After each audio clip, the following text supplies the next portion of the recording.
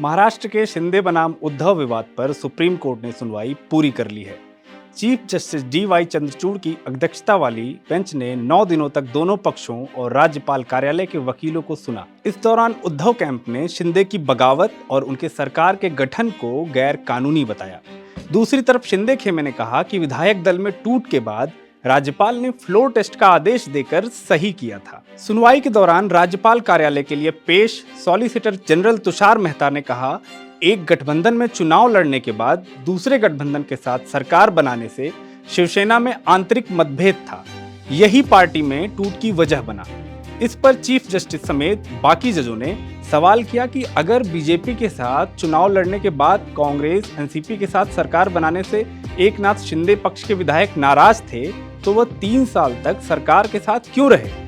Court ने इस बात पर भी सवाल उठाया कि अगर शिवसेना में विधायकों ने नेतृत्व के खिलाफ विद्रोह किया था तो इस पर राज्यपाल ने क्यों दखल दिया, उन्होंने फ्लोर टेस्ट का आदेश क्यों दे दिया। 2022 में शिवसेना के वरिष्ठ नेता एकनाथ शिंदे के नेतृत्व में विधायकों की बगावत के बाद मुख्यमंत्री उद्धव ठाकरे को इस्तीफा देना पड़ा था। इसके बाद शिंदे के नेतृत्व में नई सरकार का गठन हुआ था। इस पूरे घटनाक्रम के दौरान जून-जुलाई 2022 में दाखिल कई याचिकाएं सुप्रीम कोर्ट में लंबित थी। अगस्त में यह मामला संविधान पीठ को सौंपा गया था। 5 जजों की संविधान पीठ ने शिंदे कैंप के विधायकों की अयोग्यता, सरकार बनाने के लिए शिंदे को मिले निमंत्रण, नए स्पीकर के चुनाव जैसे कई मामलों पर उद्धव गुट की तरफ से उठाए गए सवालों पर विचार किया। मामले में सबसे पहली याचिका एकनाथ शिंदे ने ही दाखिल की थी। उस याचिका में यह कहा गया था कि विधानसभा के डिप्टी स्पीकर ने उनके गुट के विधायकों को अयोग्यता का जो नोटिस भेजा है ये गलत है। शिंदे ने कहा था कि डिप्टी स्पीकर को पद से हटाने का प्रस्ताव पहले ही भेजा जा चुका था। ऐसे में नबाम रेबिया मामले में आए सुप्रीम कोर्ट के फैसले के चलते यह विधायकों के खिलाफ अयोग्यता की कार्यवाही नहीं कर सकते। सुप्रीम कोर्ट ने डिप्टी स्पीकर के अधिकार पर विचार करने की बात करते हुए उन्हें फैसला लेने से रोक दिया था। इस बीच राजनीतिक घटनाक्रम लगातार बदलता रहा। राज्यपाल ने मुख्यमंत्री उद्धव ठाकरे को सदन में बहुमत साबित करने के लिए कह दिया, लेकिन उद्धव ने बहुमत परीक्षण से पहले इस्तीफा दे दिया।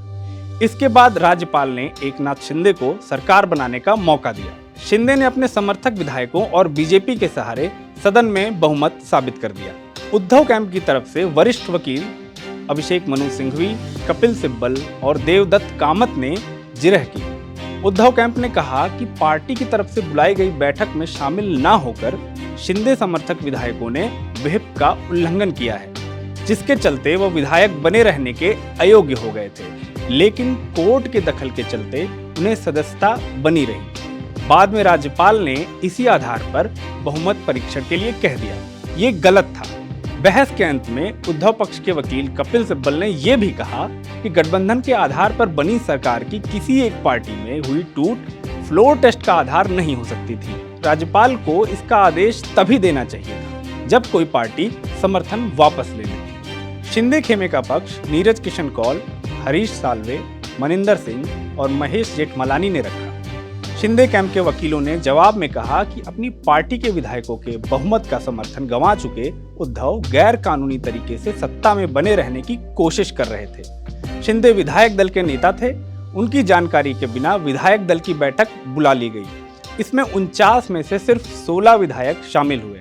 इस बैठक में ना जाना अयोग्यता का आधार नहीं हो सकता। विधायकों का बहुमत पहले ही मुख्य सचेतक को बदल चुका था। पद से हटाए जा चुके सचेतक के व्हिप का कोई कानूनी महत्व नहीं था।